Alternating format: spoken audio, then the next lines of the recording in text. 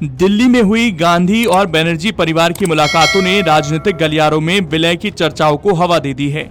अब सूत्रों के हवाले से कहा जा रहा है कि अगर टीएमसी का कांग्रेस में विलय होता है तो ममता बनर्जी और भतीजे अभिषेक को राष्ट्रीय स्तर के पद दिए जा सकते हैं। इससे पहले दोनों ही दलों के नेता विलय की चर्चाओं को खारिज करते हुए नजर आ रहे थे। वहीं टीएमसी नेतृत्व ने भी इस पर चुप्पी साध रखी है। मीडिया रिपोर्ट की माने तो कांग्रेस सूत्रों के हवाले से कहा जा रहा है कि ममता और अभिषेक को राष्ट्रीय स्तर के पदों की पेशकश की गई है। मातृभूमि की रिपोर्ट के अनुसार सूत्रों का कहना है कि कांग्रेस ने ममता को राष्ट्रीय उपाध्यक्ष और अभिषेक को कांग्रेस महासचिव पद की पेशकश की है। फिलहाल इसे लेकर सार्वजनिक रूप से कुछ नहीं कहा गया है। सवाल यह भी है कि विलय कैसे होगा, क्योंकि टीएमसी विधायक और सांसद स्तर पर दो गुटों में बंटती नजर आ रही है। एक और जहां निष्कासित विधायक ऋताब्रत बनर्जी दावा कर रहे हैं कि बागी हो चुके सदस्यों की संख्या 64 पर पहुंच चुकी है, वहीं करीब 19 सांसद काकोली घोष की अगुवाई में अलग होने की योजना बना रहे हैं। कहा यह भी जा रहा है कि टीएमसी के बागी गुट जल्द ही इलेक्शन कमीशन यानी भारत निर्वाचन आयोग का रुख कर सकते हैं और नाम और चिन्ह की मांग कर सकते हैं। उन्होंने विलय की अफवाहों को खारिज किया है। साथ ही कहा कि जहां तक हमारी विधायी पार्टी की बात है, हम निश्चित रूप से कांग्रेस में शामिल नहीं हो रहे हैं। राजनीतिक हलकों में इन मुलाकातों को लेकर कई कयास लगाए जा रहे हैं। सूत्रों का कहना है कि कांग्रेस की तरफ से पार्टी विलय का कोई प्रस्ताव नहीं दिया गया।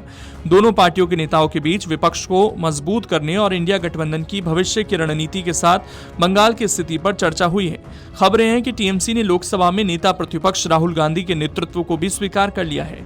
एक रिपोर्ट के अनुसार पार्टी के एक वरिष्ठ नेता ने स्वीकार किया कि तृणमूल कांग्रेस का कांग्रेस में विलय एक अच्छी पहल हो सकती है। इससे तृणमूल कांग्रेस से विधायकों और सांसदों का पलायन रुक सकता है, पर यह प्रस्ताव टीएमसी की तरफ से आना चाहिए। हालांकि पश्चिम बंगाल कांग्रेस का एक बड़ा तबका इन संभावनाओं के खिलाफ है।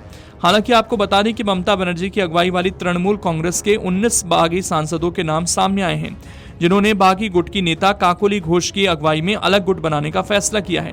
जिनमें काकोली घोष की अगुवाई वाले बागी गुट में पत्र पर जिन सांसदों के दस्तखत सामने आए हैं उनमें शत्रुघ्न सिन्हा, काकोली घोष, जगदीश चंद्र, खलीउर रहमान, यूसुफ पठान, अबू ताहिर खान, पार्थ मौमिक, बापी हल्दर, सायोनी घोष, माला रॉय, मिताली बाग, दीपक अधिकारी, कालीपत सोरेन, जून मालिया, अरूप चक्रवर्ती, शर्मिला सरकार, असित कुमार मल, शताब्दी रॉय और बंगाल में दीदी नंबर 1 शो की वजह से चर्चा में आई अभिनेत्री रचना बनर्जी का नाम भी शामिल है। 2024 के लोकसभा चुनावों में ममता बनर्जी की अगुवाई वाली टीएमसी ने राज्य की कुल 42 लोकसभा सीटों में से 29 पर जीत हासिल की थी।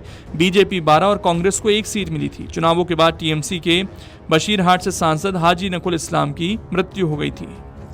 अगर आप ये वीडियो YouTube पर देख रहे हैं तो हमारे चैनल को सब्सक्राइब कर बेल आइकन दबाएं और Facebook पर देख रहे हैं तो हमारे पेज को लाइक करें।